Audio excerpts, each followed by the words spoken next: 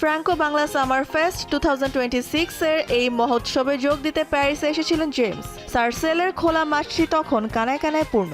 গ্রীষ্মের তীব্র রোদ আর উষ্ণ হাওয়াকে তোয়াক্কা না করে শহরের উপকণ্ঠর সার্সেলের খোলা মাঠটিতে ঢল নেমেছিল হাজারো বাংলাদেশির। ফ্যানদের ভালোবাসার গুরু নগরবাউল জেমস মঞ্চে উঠতেই উন্মাদনার পারদ চড়েছিল চরমে। প্রায় 3000-এরও বেশি প্রবাসী বাংলাদেশি জড়ো হয়েছিল গুরুর গান শুনতে। কালজয়ী কবিতা গানটি দিয়ে সুরের ঝংকার তুলেছিলেন জেমস। একে একে গেয়ে শুনিয়েছেন তার অমর সৃষ্টিগুলো সুলতানা বিবিয়ানা ও বিজলি চলে যেও না, মা, বাবা, দিওয়ানা মাস্তানা সহ বহু জনপ্রিয় গান।